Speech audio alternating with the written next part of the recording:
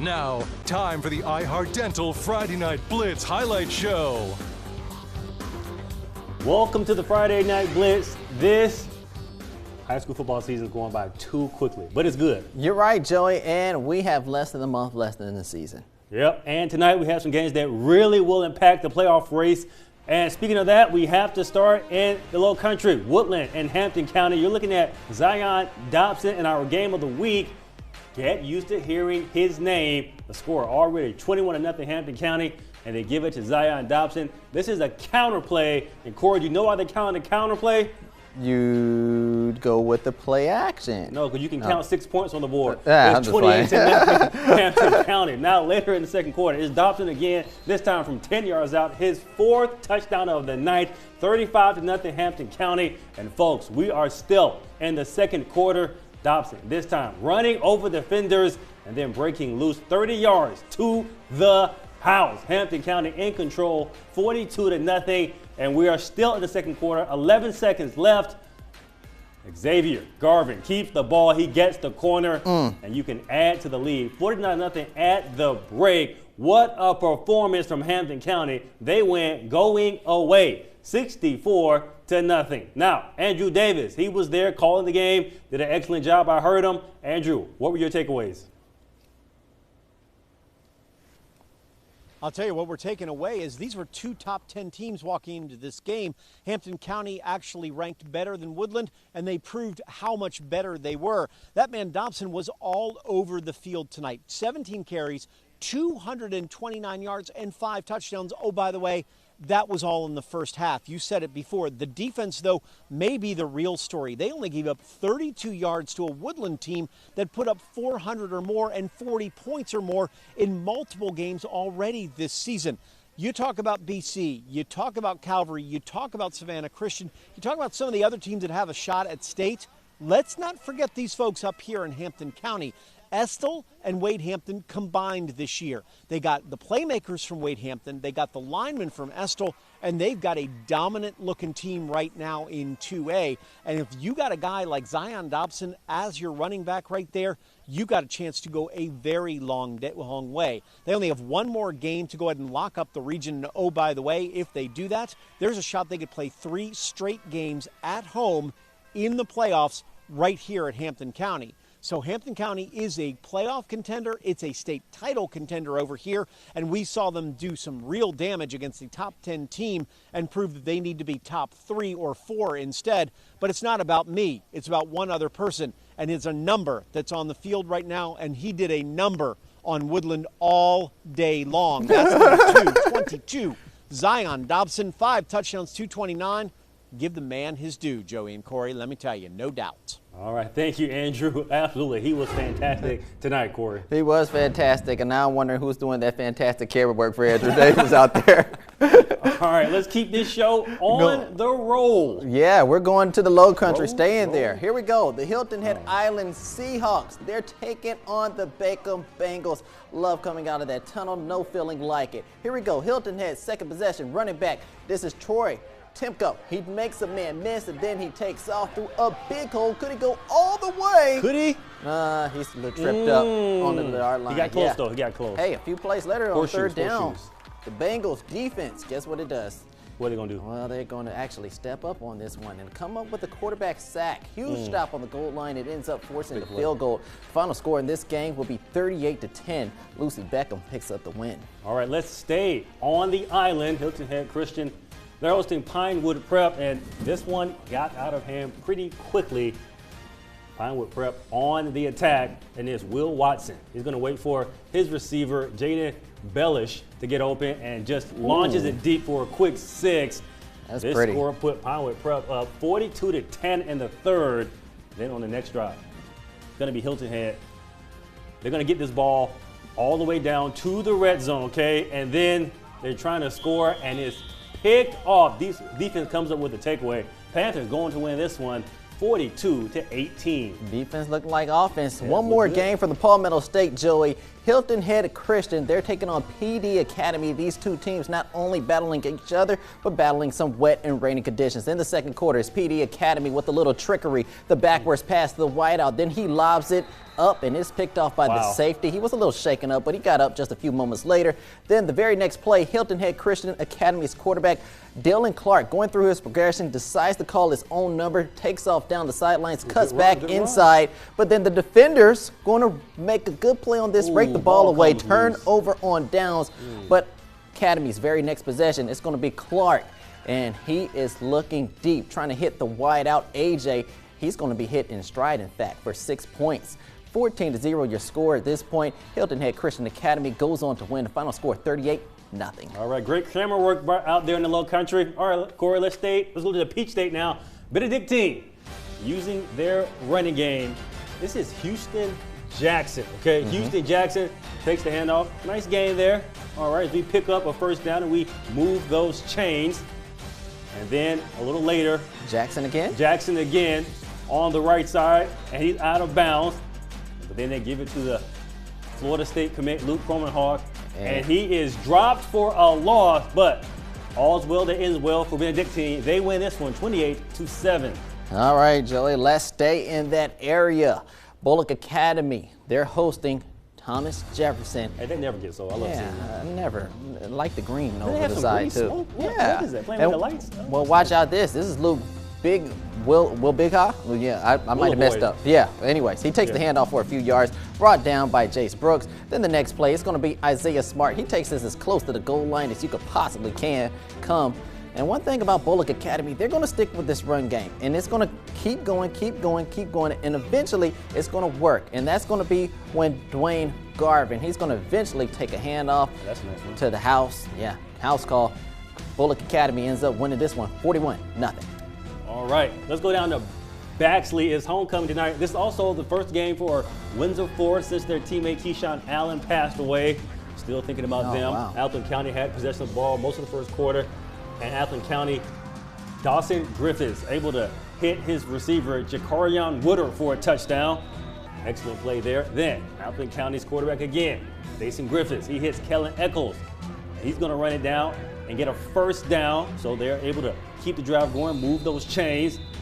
And a little later, it's once again quarterback making a completion to Kari Kinsley. He spreads the ball around a lot here, and it's a touchdown for Appleton County. They win this one, going away 61-0. I think they're angry after last week. It was a packed house. Yeah, they just had to, Groves had to take it. Anyways, this is Pat's house as Pierce County takes on Toombs. And in the first play, here we go. It's going to be 2nd and 8, and yeah, that's Toombs able to recover a Pierce County fumble. Wow, so, yeah. On the goal line. Here we go, Pierce County's Camden McArthur looking for an opening, but he ends up getting sacked by the Toombs County defense. They're flying around, and then later Caden, he's going for it on 4th down, but instead he is going to be intercepted. That's Mike Polk doing what DBs do, saving a touchdown. First half turnovers right there. Pierce County ends up coming away with a win. Final score 17-14. Wow, I know Appleton County is watching that one very intently. All right, that was fun. It was fast. Corey, you ready for round 2? Yes, I am. Halftime. Let's go. All right. And we absolutely have an upset between New Hampshire. Upset alert. Upset alert, yeah. Yes. Put it on alert.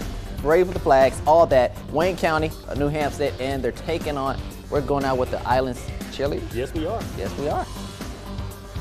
You're watching the Friday Night Blitz on WSAV. Go Stars! Welcome back. Now, time for the iHeart Dental Friday Night Blitz Highlight Show. You're watching the Friday Night Blitz on WSAV. Go Peters!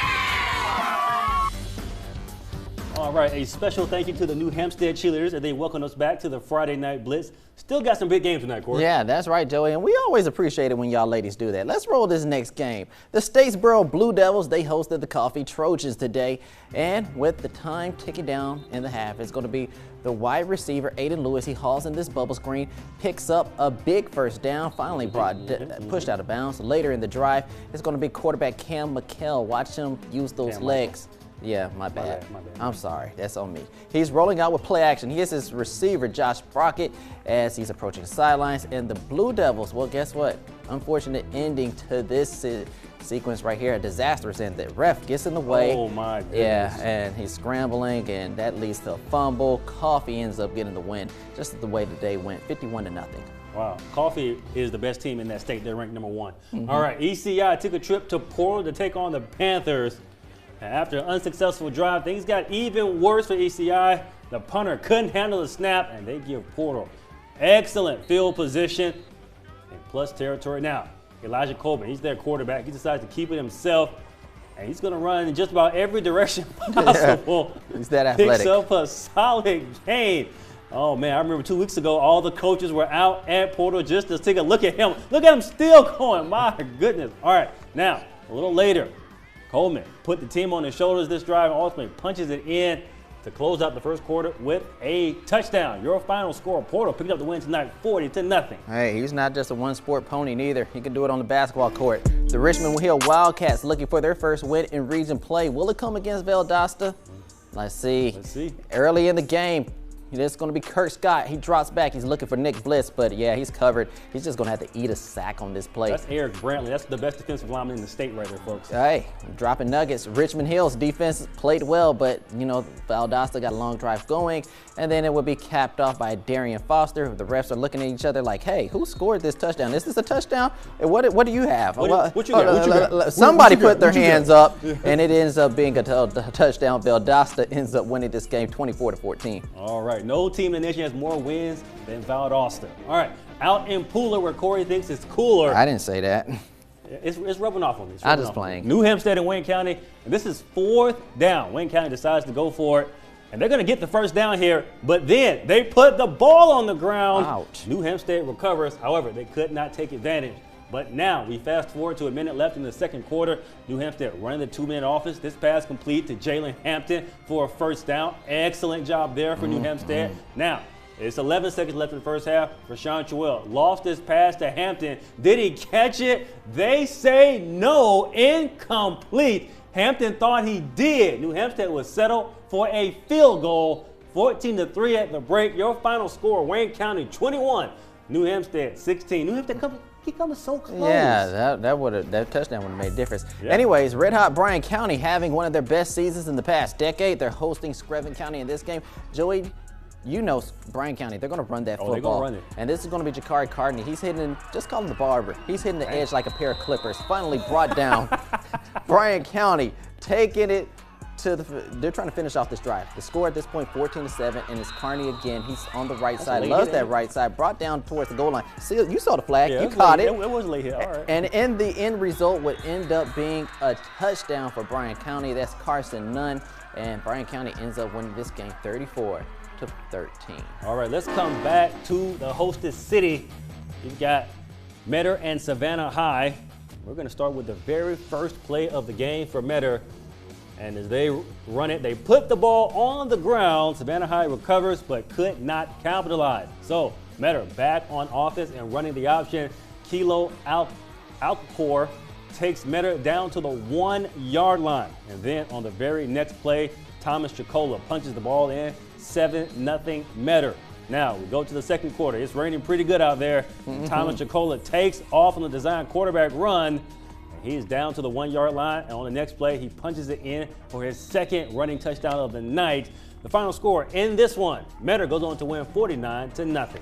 And let's go out to Islands High School. They're facing Burke County at Islands, and Islands, well, they won the toss, and they took the ball. But the offense had trouble as the quarterback would be in trouble. He gets sacked on this play, and Islands would eventually have to punt. All-out blitz right there. Yeah, all out. Everybody just coming. Then on the ensuing drive, Burke County, well, they start off strong with the run game. That's Amir Williams. He is fighting for every yard. Look at this. And some. Keep going, wow. young man. Later in the drive, Burke County at the 1-yard line. Give it to Amir. Let him finish it off. And, yeah, he's in for the score. In the end, Burke County, they would end up taking the W. Final score in this game, 49-14. All right, wow. All right, we saw some really good games. Yeah, all time right, to hand out some accolades. Time to have some accolades. Let's start with our performance of the week first. And this one is from our game of the week. I don't know who else it could have been this week. Zion Dobson of Hampton County, a man amongst boys. The senior had 5 touchdowns in the first half. I repeat, in the first half. Hampton County gets the win tonight, 64-0 over Woodland. All college recruiters, find that young man's number. Anyways, the play of the week goes to the Richmond Hill Wildcats. Watch Kirk Scott right here. He's looking deep, and he decides to just toss a little underhand pass. That's Derek Lum the third. He ends up taking it down. Was that a for little big Patrick gain. Mahomes on him? Yeah, I like this right here. A little trickery. Little Patrick Boom. Mahomes. Let's Watch see it one more this. time. I see nothing. I see nothing. Oh. Ooh, very nice. I said that's pretty. All right, let's look ahead to next week, Corey. Yes, indeed. Another really important game in Region 3 Class 4, Benedictine and Wayne County.